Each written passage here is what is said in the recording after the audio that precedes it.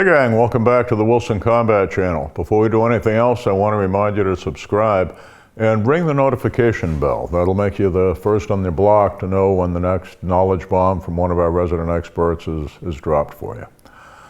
I've been asked to talk to you about handling a traffic stop while you're legally carrying a gun.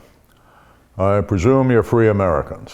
Being a free American, in most jurisdictions you can legally carry a gun one way or the other. Being a free American, you probably spend a whole lot of time driving your automobile. And when the two of those come together and you see those red or blue or red and blue lights flickering in your rearview mirror and you realize you're about to be pulled over, there's a whole lot of potential for things to go south in the course of that encounter. First, you've got to go state by state. Laws vary. And the best source that I found for that is handgunlaw.us. Gary Slider and his group there stay in touch literally monthly with the state attorneys general around the country in all 50 states. They'll inform you of any changes in the law. And where that touches here, some states actually require you to notify the police when you're carrying a gun. Michigan, for example, Texas. Some states don't, but the issuing authorities for the carry permits are tied in with the Department of Motor Vehicles. Any competent police officer is going to run your your license tag over the radio before they make the stop. They will be notified in those states that the vehicle they're about to stop is registered to an individual who's licensed to carry. Now here's the deal. Some states don't require you to notify, but that officer now knows that you're very likely carrying a gun.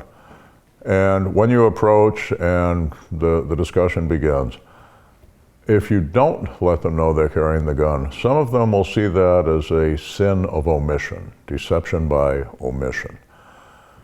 You haven't violated a law, but at the same time, thoughts of mercy and letting you off with a verbal warning instead of a ticket may be starting to fade. We cross state lines all the time.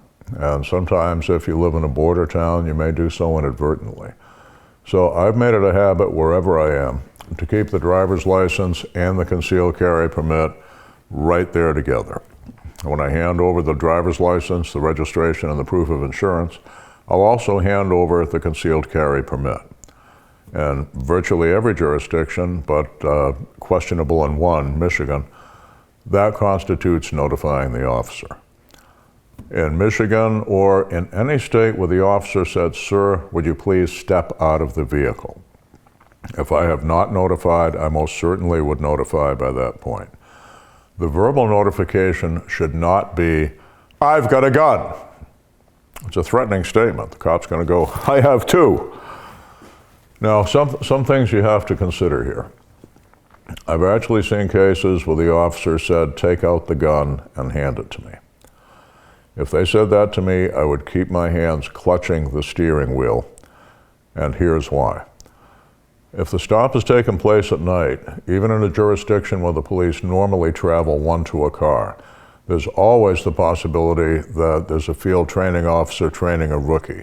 That means two to a car, and they're generally not going to come up shoulder to shoulder. One will be on the driver's side, the other will approach on the passenger side. Now, you're at the side of the road and you know what road traffic sounds like, particularly on a heavy traffic street. You are able to hear that officer because you've rolled down your window, you're sitting here, he's here. He hears you say, "I have a license to carry." You hear him say, "Take it out and hand it to me," which I would tell any officer that's a stupid thing to do.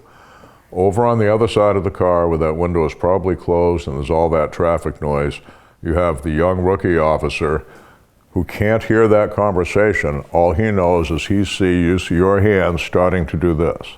He perceives you as about to draw a gun on his alpha, the field training officer, and he's going to put a bullet behind your ear because he fears you can pull the trigger. So I'd clutch the steering wheel and say, "Certainly, officer, the gun is in the holster. I don't want it to look to anyone going by like I'm pulling a gun on a cop.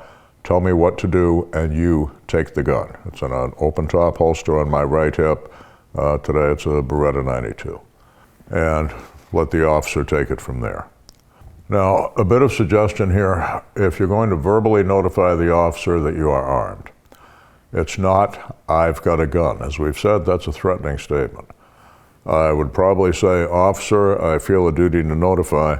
I'm licensed to carry and I do have it on. Tell me what you want me to do." Now, certainly, officer, okay, you're beginning with respect for authority and indication of obedience to his lawful authority. "I am licensed to carry." Notice that does not contain a scary one-syllable word that begins with a hard consonant and frightens young policemen. Remember, there are police training academies and departments in this country where on the shooting range, the command to draw and fire is when the instructor yells, "Gun!" I'm licensed to carry. He'll know what you're talking about. But license is the operative term. Certified card carrying, good guy, checked out by the criminal justice system and approved to carry a lethal weapon in public. I do have it on. You're being totally upfront and honest. And now you end as you began with deference to authority. Tell me what you'd like me to do, and calmly follow those commands. Never argue with a cop on the side of the road. You'll never win. If the cop did do something wrong, make a complaint to the department. You'll get a nice settlement from whatever government agency he serves, and you will not get shot. You'll not get arrested for assault on a police officer. If the stop has taken place at night, as soon as you pull over, turn on the interior lights. That does a lot of good things. It's going to illuminate the inside of the car, obviously, but the first thing it tells the officer is the people in that car have nothing to hide. By illuminating the vehicle, you've reduced the chances of a reach for a wallet or a reach for a registration form being seen as a furtive movement, that is, being seen as someone reaching for a gun. I would also suggest turn off the engine. As a young cop, like most young cops, they started me on midnight shift. And on cold nights, when I saw that steam stop coming out of the exhaust pipe of the car I'd pulled over, I always breathed a little bit easier. Every year, a few cops get injured badly when someone puts the car in reverse as the officer's approaching during the traffic stop. Sometimes it happens by accident. The R is next to the P on the transmission quadrant. Sometimes it happens deliberately. When you've turned off the engine, I'd open the windows, of course, and have illuminated the interior, you've done a lot of good things for everyone involved. Now, one thing I'd suggest, all of us, whenever we've had a traffic stop, very often one of the first things the officer says is, "Do you know why I stopped you?" It's not a question, it's an attitude test. If your answer is, "Well, if you didn't know what you stopped me for, what'd you stop me for, duh," you have flunked. Think back to the last time you got pulled over. You saw those twinkling lights in the rearview mirror. Where did the eyes go next? Right to the speedometer.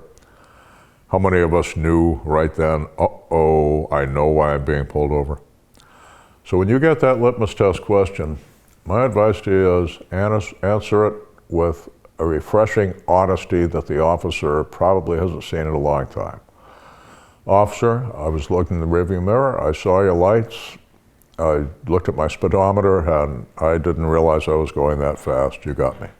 Ask any cop you know, 9 times out of 10, they'll be so refreshed by your being honest with them that they will feel an urge to give you a verbal warning instead of a ticket. And if you get the ticket, you were the one who went over the speed limit. There is that little cruise control thing on your car. When you're carrying a loaded gun, it's a good idea to make use of it. My wife calls that device ticket control. You might want to act accordingly. Now, if the officer demands the gun, allow them to take the gun. Even in the unlikely event, which is still possible, that you get proned out on the sidewalk or something, simply allow the officer to take the gun. If you carry left-handed, your pistol is here, your wallet is here, and the policeman's going to be right here. When you reach for that wallet to take out the driver's license, let the officer know beforehand. "Officer, I'm licensed to carry, I do have it on, it's on my left hip," etc. As they say at Holiday Inn, the best surprise is no surprise.